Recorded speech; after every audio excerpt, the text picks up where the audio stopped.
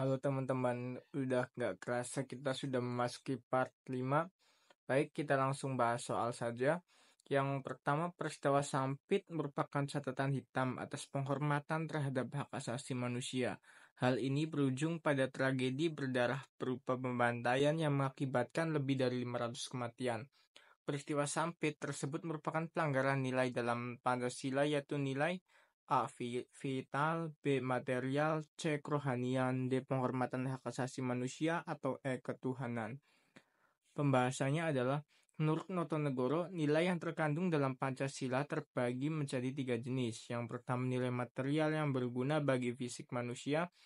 Kemudian ada nilai vital yang berguna bagi manusia melakukan aktivitasnya. Kemudian nilai kerohanian yang berguna bagi kebutuhan batin manusia. Nilai kerohanian dapat dibagi menjadi 4, yaitu nilai keindahan yang bersumber dari estetika, nilai kebenaran bersumber dari akal manusia yang dibuktikan dengan fakta, kemudian ada nilai kebaikan atau moral yang bersumber dari hati manusia, dan terakhir ada nilai kerohanian yang bersumber pada Tuhan.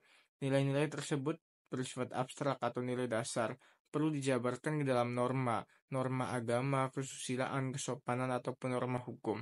Dari nilai-nilai yang ada, nilai kerohanian lebih melingkupi terkait kebaikan atau moral. Jadi jawabannya yang C. Next ke soal berikutnya. Dalam menjalankan tugas dan fungsinya, khususnya terkait dengan pelaksanaan fungsi pengawasan, DPR diberikan hak untuk melakukan penyelidikan terhadap pelaksanaan suatu undang-undang atau kebijakan pemerintah yang strategis dan berdampak luas bagi kehidupan masyarakat, yakni hak angket. Implementasi hak angket di DPR tampak pada kasus berikut, yaitu A. DPR mempertanyakan kebijakan kenaikan harga BBM pada masa Presiden SBY. B. DPR mengajukan protes terhadap kunjungan Presiden Megawati ke Timor Timur. C. DPR melakukan investigasi terhadap kasus Pulau Gate dan Brunei Gate. D. DPR memanggil pemerintah terkait lepasnya Pulau Sipadan dan Likitan ke pihak Malaysia. Atau E. DPRD DKI Jakarta meminta keterangan gubernur terkait kerumunan massa FPI.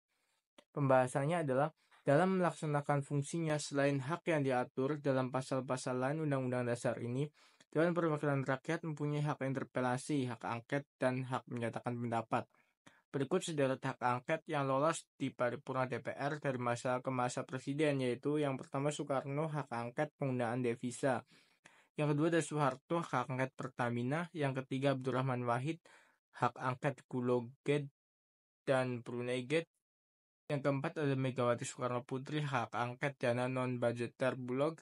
Yang kelima ada Susilo Bambang Yudhoyono, hak angket penjualan kapal tanker Pertamina, hak angket penyelesaian kasus BLBI, hak angket DPT Pemilu 2009, dan hak angket Senturi.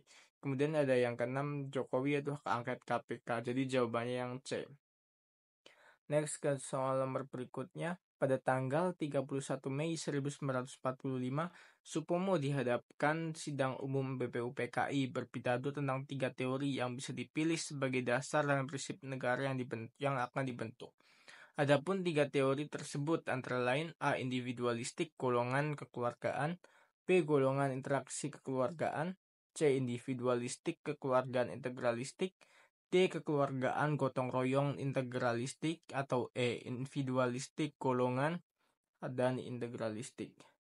Pembahasannya adalah, pada sidang umum BPUPKI tanggal 31 Mei 1945, Mr. Supomo berpidato yang cukup panjang menguraikan 3 teori yang dapat dipilih sebagai dasar dan prinsip negara yang akan dibentuk, yaitu pertama teori individualistik, kedua teori pertentangan kelas atau golongan, yang ketiga ada teori negara integralistik. Jadi jawabannya yang E.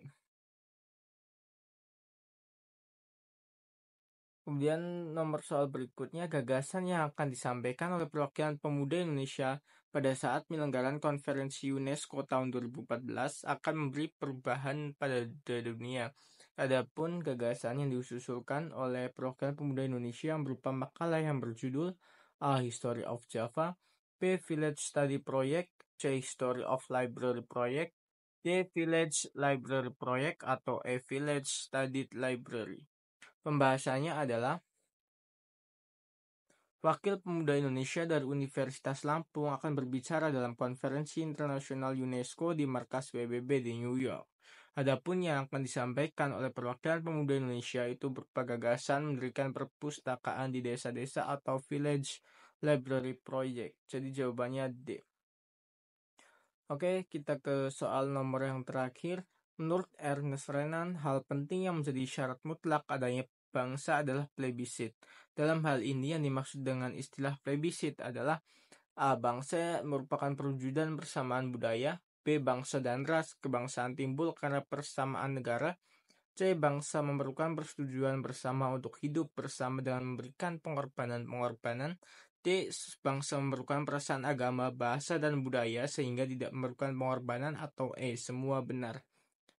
Pembahasannya adalah Ernest Renan menyatakan bahwa hal yang penting yang merupakan syarat mutlak adanya bangsa adalah plebisit, yaitu suatu hal yang memerlukan persetujuan bersama pada waktu sekarang yang mengandung hasrat untuk mau hidup bersama dengan kesediaan memberikan pengorbanan-pengorbanan. Jadi jawabannya yang C.